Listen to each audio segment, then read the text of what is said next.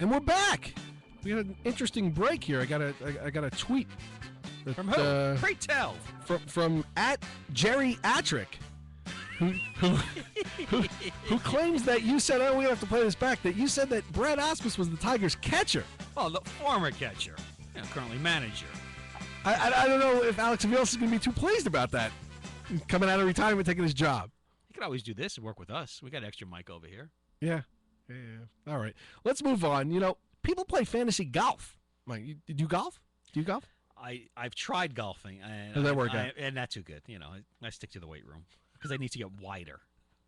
Well, you don't want to bulk up too much if you're golfing. Yeah. I mean, Arnold Schwarzenegger, watch out now. So Tiger Woods elected not to defend his title this week at the Arnold Palmer Invitational, citing back problems. So he contacted Palmer. I think he tweeted him or whatever he did directly, and he backed out. Now, I have a theory on all this. Okay. You notice Tiger Woods was kicking butt when he was womanizing. Mm-hmm. When he's got his woman thing going on, he's doing fine. When he's going dry, things don't work out so well for him. So when he's going out to like a Chi-Chi's or Applebee's and everything, picking up the waitresses or Hooters, everything's good. It's kind of like Babe Ruth. They said, Babe, we need you to get sober. We need you to come in early, not womanize all that. And he couldn't hit the lick off the ball. So he said, the hell with this. I'm going back to my old ways. And he started hitting home runs again. Yeah, listen, all I know is I go by what I see. When he was doing his thing, right, he was beating everybody. He was unbeatable. Here's my feelings about Tiger Woods. And people who know me know this. I am tired of Tiger Woods. I think he gets a pass like nobody else. Want him to go away? I want him to go away. I mean, the stories that came out, he's kind of a creepy guy, if you ask me. He's not a sweetheart of a guy. And I remember when he had his press conference, the PGA and him would only allow certain there's people. A lot of creepy guys. He's not the only guy womanizing. You got to rule out half the population. No, I know that, but he sold himself on this wonderful image with all, that relationship he had with his father, this great image he had and everything, and he was doing the complete opposite. And he's a smart guy. He's not a dumb guy. He knows what exactly. The best thing is he I guess he went to therapy and he found out that he was going around sleeping around because of something that had to do with his father. I don't get that. Well, you know what? All of us, have had the unfortunate incident of losing somebody we love. Okay, but some of us don't have trillions of dollars to help ease the pain.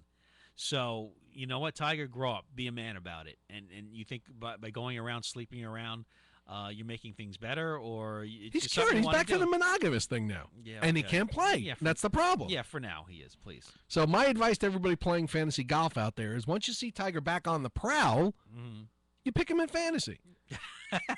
When he's in a monogamous relationship, right. no good. Go with somebody else. And the other thing about Tiger, he gets the pass too as well. He's been linked, and his reputation been clouded a little bit by steroids. But again, the press doesn't cover that. Oh, that's blood spinning, Michael. That's no. I think it's pretty relevant. I don't think it is, because there is that connection between him and steroids and PEDs as well. But he gets the pass on it. Everybody just picks on the baseball players, and that's it. If football players get a pass, 4 games, you'll be back and forth. Look at Kellen Winslow Jr. back playing. It's true. All the other baseball players get vilified, and rightfully so that they do, because I don't think they belong back in the game. I don't think Barry Bonds belongs back in the game. Look at him now; he's talking to the media. He's just helping with batting practice. But now, the next thing he's going to get a hitting coach job. Hello, Mark McGwire cannot be reached for comment. So it's allowed. The last time he talks to the media, he was blaming the media for everything, and now he's all smiles. And by the way, his head is 2 times smaller. Well, listen, it's back to normal, 1993, because I have Baseball Digest magazine where Barry Bonds looks like a human being. It's back to the thing, and if you ruled out everybody from baseball that took steroids, there'd be nobody left in. There'd be nobody. You'd have no elder statesman. So anyway, all right, let's move on to football. It's a problem that baseball in the Hall of Fame is going to have. So there's my tip for everybody. Anyway, fantasy golf, you don't play Tiger until he's back on the prowl, and that's it. Monogamous relationship, no good. All right, Jim Irsay. Jim Irsay's got some problems. Another sweetheart of a guy. What's wrong with you? And he paid like $1 million for this napkin that had some Beatles autographs on it. I think that's crazy. I have a problem with the Irsay family going back to the 80s, and we're going old school again. Why? Because they left in the middle of the night? In the middle of the night, left a great You can't take that out on the kid. He was the kid. This is his father. Okay, another guy that's, has... remember those Mayflower trucks in the middle of the night? He's taken it out. It's snowing, raining, and, the Colts are leaving Baltimore. I mean, what do you think Artie Donovan was thinking about that? The great Colts lineman. They used to have the band over there, Burt Jones. It was Burt Jones. Those great teams. in the 70s and from the 50s on when they beat the Giants at Yankee Stadium. So you think he's getting because of what his father did? He deserved this. Again, millions and millions of dollars, and I know alcoholism is a disease, a little bit different from, some of the other things like cancer. But he had prescription drugs that were unprescribed. It's a crime. It's not just a disease, but it's a crime taking prescription drugs that you're not supposed to be Now, he played taking. football at SMU. He was on the team with Byron Hunt told me he was, I don't know if he was roommates or he was on his team. So, and that was the team with the Pony Express with Craig James and Eric Dickerson. Eric Dickerson. And then, of course, they got the death penalty. Yeah, that was that. So. Okay. But listen, here's what I want to know. I just don't have that much sympathy for a guy that's abusing drugs and alcohol. And look, I've had family members that have unfortunately have dealt in that, and it's a very difficult thing as a family member to see. But you try to help them, and you can't tell them really what to do. And the guy really has no problems per se. I mean, a multimillionaire. He's got the Everybody's cults. got problems. Money can't solve everything. I Look at totally Steve Jobs. understand Didn't that, help. but I feel sorry for the guy that's making $50,000 a year trying to keep his family afloat and trying to pay bills or send his kids through college. All right. Well, here's what I want to know. His daughter, Carly Ursay Gordon, she's going to oversee the day-to-day operations of the team here, and she's going to be responsible for contracts and so on and so forth. So what is this? Any given Sunday that Cameron Diaz was in? So this is what something now like that. How is this? Is this going to have any effect on Andrew Luck whatsoever from a fantasy standpoint? Is he going to have to be dealing with anything from this lady? What was the what was the baseball movie with the lady owner? What was that? Oh, Major League. Major League. Yeah. Is this going to be like that? I don't think so, but you never know. I mean, maybe she's getting a power trip. Remember the policies and everything? the DiBartolos with the 49ers and everything when they had to break up. That'd the be team. great if she came down to the locker room with the post star taking And there the was clothes fighting off over the team and everything. So you never know. I don't think so. I don't think it's going to affect how many touchdown passes Andrew Luck's going to have.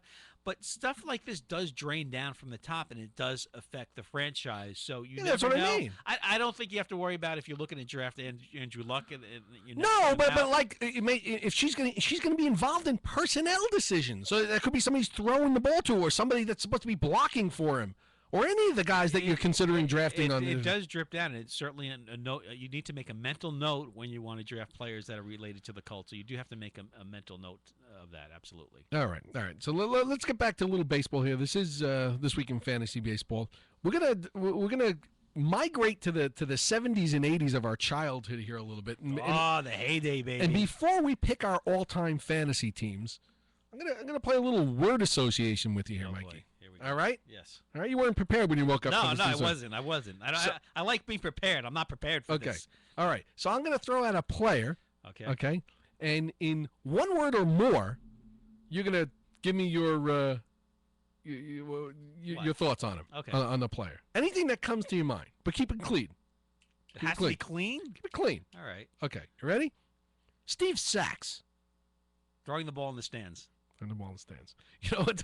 I saw a thing where he went to jail. Whatever. He threw something at his wife, and he hit his wife. It was something in the house. He threw and hit her. I was surprised that he hit her. It didn't miss.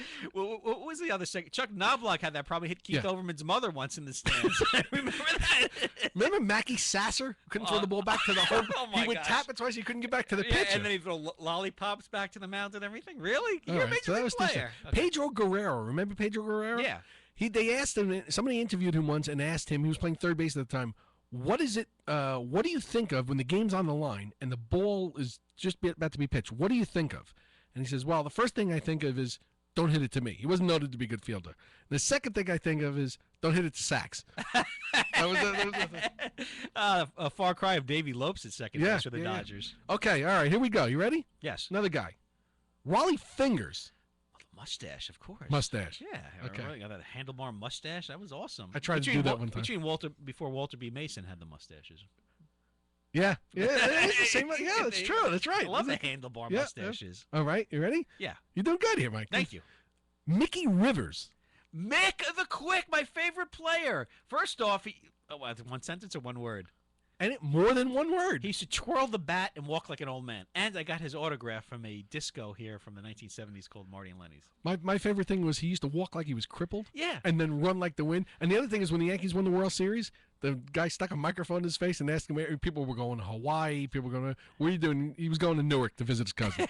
That was it. Quick note on Mickey Rivers that he just, like you said, used to walk like an old man. Had big betting problems. Him and Kenny Holzman used to go to Yonkers Racetrack, and they were always losing money. All right. You're doing good here. Okay. And you were fearful about this segment. I don't like things I don't know. I don't like the Okay. unknown. Here we go. Rusty Staub, La Grande Orange. Rusty Staub, slow. Rusty Staub wore, when he played for the Expos, 2 different shoes in the batter's box. Now, it was funny. You would think because he was On each foot? he wore a sneaker and a cleat because it was turf. If you remember, the cutouts were only around the bases, home plate, the batter's box. Right. So he would wear on his back So I foot could plant. to push off of. And then when he got to first base, the first baseman had a shoe, and he would change and put a sneaker on when he got to first base. And the guy couldn't run anyway, so it No, didn't make absolutely. a difference. He should have just kept the. That reminds me of now, transferring to other things. You used to watch the All in the Family with Carol O'Connor, Archie Bunker, Yes. and Mike Stivic. Meathead, exactly. Rob Reiner. There was a scene where Wonder how many 20-year-olds are tuning out right now. well, he's a famous director. They know that. But they had an argument actually of he used to put on a shoe at a time instead of sock shoe. He used to put sock shoe instead of sock shoe. He goes, "What happens to the fire? You're gonna grab a shoe and grab a boot, and they're gonna call you shoe booty." Yeah. Sneaker cleat. All right, let's move on to the next guy. Dave Parker, The Cobra. the Cobra. Rocket of an arm, 1979 All-Star game, saving the day with his arm instead of his bat. Yeah. Electrifying play. He was unbelievable. Yeah. What is? Dave, let me tell you about Dave Parker. Dave Parker was probably, him and Jimmy Rice were probably the best players in baseball from 1970. Cobra, I used to call him the Snake, or is that the same thing? Same guy. The Cobra. Yeah. The Snake was Stabler. There we go. Yeah. Okay. So Parker and Jimmy Rice were probably the best players in Major League Baseball from Got my lizards mixed up. 70, Whatever that was. 76 through early 80s. And, the Cobra had a drug problem and reinvented himself later Everybody on. I'm bringing up has a drug problem. Well, that's Remember those uniforms that they wore? Those. the those, hats, yeah, those big, yeah. the big puffy hats and everything. They're pretty cool. All right. For them, they were cool. Today, I don't think they go over too well. That's when Pittsburgh was a perennial winner. They'd win all the time. All the players they had, Pop, Stargell, and everything. Mad Dog Madlock at third base. He was a great third baseman. You kidding me? These guys are all very. If they played, these guys would be going for a lot of money in fantasy today. Oh, absolutely. All these guys. And you got to realize their 30 home runs then were considered 50 Yeah. home runs today. So you have to wait. Steve Stacks was stealing bases, hitting for average. All these guys. Oh, Raleigh he was Fingers all with the over the place. saves. Yeah. All right. We got Dave Kingman. Dave Kingman, strikeout, home run. Who is there? Is there a player now that you think is most like Dave Kingman? You know what he has. Rob Deere later on. Oh yeah. He has the dubious distinction of he went to the A's at the end of his career. Right. He played 2 or 3 years, and he had a year, if I remember correctly, it was over 40 home runs, and that in his final year, and it was either 100 RBIs or he played with Canseco and McGuire, and the 3 of them, and he didn't get a contract offer the next year, and he got blackballed. Well, do you have his stats his last year in the major leagues? No, I remember distinctly because I believe he had 30 home runs. And He won the lawsuit. He won. It was I don't know if it was $1 million, whatever. He got it was basically blackballed. There was collusion. Well, that was at the time when the collusion was in baseball, and Jack Morris didn't get that big contract as well. His last year with the A's, this can't be right. He hit 35 home runs. Yes, that's it. Wow. And he got no. And how many RBIs? 94 And 86. And what was his batting average? 230, 240. It was 210. All right, but terrible average. But that was par for the course. But he got no contract offer from anybody after hitting 35 home runs, 94 RBI. Mike, listen to his last. Not even major league minimum. Listen to his last 3 years: 35, 118, 30, 91, 35, 94. That's incredible. How many home runs? Is he close to 500? Close. 442. He may be the person with the most home runs that is not in the Hall of Fame, I would think. Is there anybody that's more? Crime Dog Fred McGriff has more home runs. Crime Dog. What a great nickname. You know what nickname I like better than Crime Dog? What's that? Penitentiary Face. Penitentiary. Jeffrey Leonard was Penitentiary Face. I don't remember that. Yeah, that's the only one I like better than Crime Dog. That's terrible right there. All right. We got one more for you. Okay. Gaylord Perry. Gaylord Perry, you'd have to say, Played for a bazillion teams. Yeah, spitter. Now, Docking the ball. he cheated. He was cheating. cheated. I can never have. And he admittedly cheat. Yeah, I guess it's not cheating. Yeah. If I saw him once at a baseball dinner, and a guy asked him a question. He says, did you ever cheat? Like, did you ever scuff the ball? Ever Yeah. put Vaseline on the ball? Whatever. So Perry turns it around. The great gamesman that he is goes, "So what do you do for a living?" He goes, "I'm a dentist." You mean to tell me you never filled a tooth that didn't need to be filled? And the dentist was like, "Well, exactly." I was at a dinner for Willie Mays. It was a roast, and he was there in attendance, and he had a blazer on, and it had like a patch from every team he was on. It's Oh, wow, nearly that's every impressive. team in the major leagues. It was unbelievable. I could have never drafted him in fantasy. Gaylord Perry had put up some nice numbers. He was He an did. ace He was pitcher. all fan. I can't draft a guy named Gaylord. I just can't do that. I just like not that there's anything wrong with Gaylord. I just couldn't have a. I think of that. I think back to the Smokey and the Bandits when Jackie Gleason had his brother. One of them name was Gaylord and Reginald. there were three. I never There were met. three He's the only Jackie Gaylord I Gleasons. ever met. He was All a right. hell of a pitcher. When we come back, Mike and I are going to give our childhood fantasy teams. We're going to go player by player, position by position. This is This Week in Fantasy Baseball on the Fantasy Sports Network. We'll be back.